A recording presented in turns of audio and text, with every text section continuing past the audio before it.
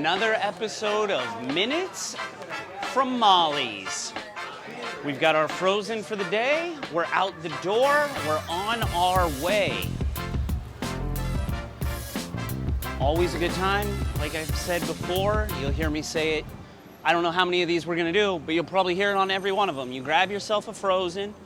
The expectation is you don't spend all day at Molly's. You could look at everything that's on the walls, everything that's hanging up behind the bar, all the urns, all those things. You could spend a lifetime in the bar.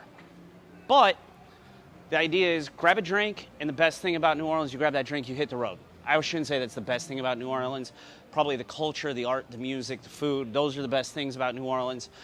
Part of that culture that is permeated into everything is into the literary world, right? And so we have the Tennessee Williams Festival here, and you know, Confederacy of Dunces. I think it pretty much ends up on everyone's 100 best books ever list. Obviously, all these things are great, but we've had so many writers and so many journalists come through Molly's, which is part of that story. And we're off to a bookstore today because that's in the neighborhood, and it doesn't have to be all about the drinks.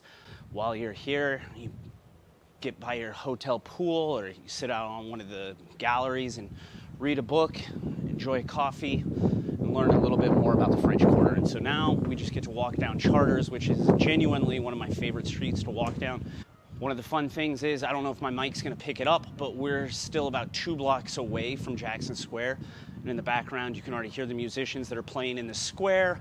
The best part is the culture, right? The best part is the fact that as we walk down the street, you can hear the music in the distance, and you can go be a part of any of these things that you want. The food, the drink.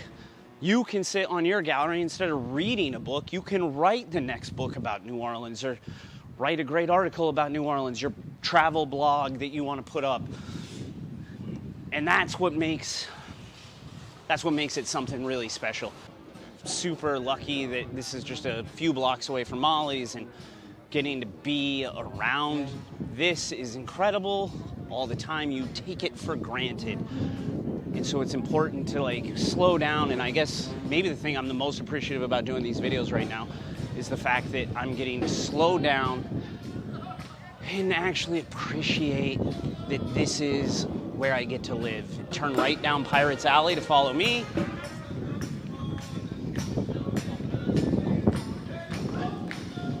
That's super, super fun. And now, here we are. We're at the Faulkner house. She just closed the door on me.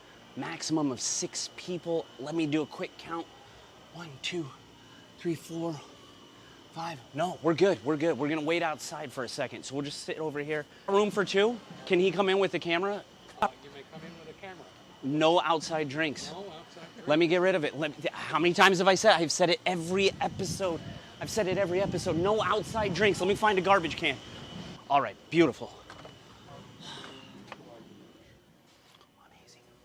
Sorry, excuse me. Sorry. Many years ago, you helped me find a very obscure book. Has like the best last page ever. Oh, A Recent Murder? Recent Murder. It's like the best New Orleans book ever. Like A Recent Murder, the last page of that book has the best description of New Orleans ever. Yeah, right. Do you have any copies of it? Yes, Valerie Martin. Can you quote it? Yeah. Am I going to? No. No. The answer is she used to. I've heard it. Yes, yeah. Do you have any copies? I know it's super obscure, and the last time you had to like hunt one down for me. Yeah.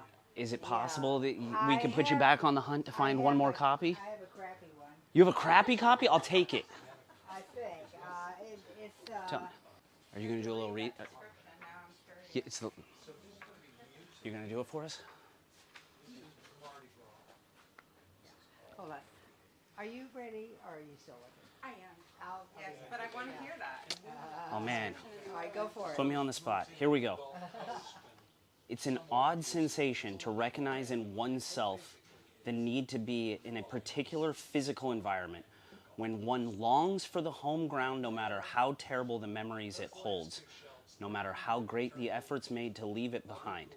So I have left this city again and again and thought myself lucky to escape its allure. For it's the attraction of decay, of vicious, florid, natural cycles that roll over the senses with their lushness. Where else could I find these hateful, humid, murderously hot afternoons? When I know that the past was a series of great mistakes, the greatest being the inability to live anywhere but in the swamp, I cannot do without those little surges of joy at the sight of a chameleon, of a line of dark clouds moving in beneath the burning blue of the sky. I am comforted by the threatening encumbrance of moss on trees, the thick, sticky plantain trees that can grow from their chopped roots 20 feet in 3 months.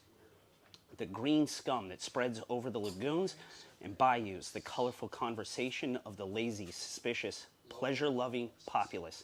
I don't think I will leave the city again.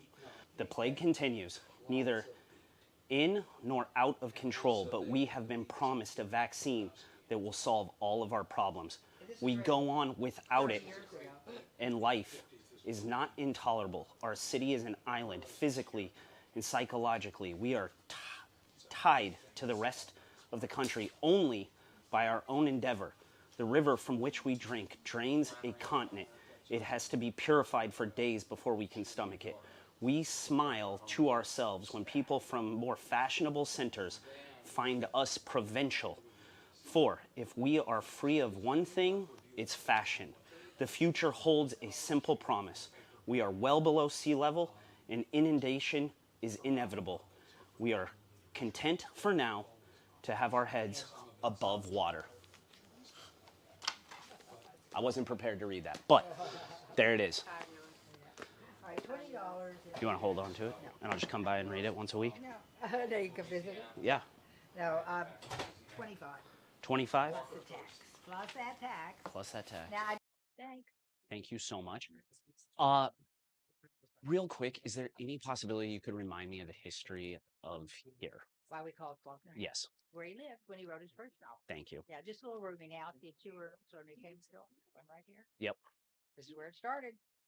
And when he was here, what did he write? Soldier's Pay. The things he wrote are in an after writing. Beautiful. Appreciate it very much. And I will. endeavor to get another copy. I hope so. Thank you. Thank you. Thank you, sir. You're welcome.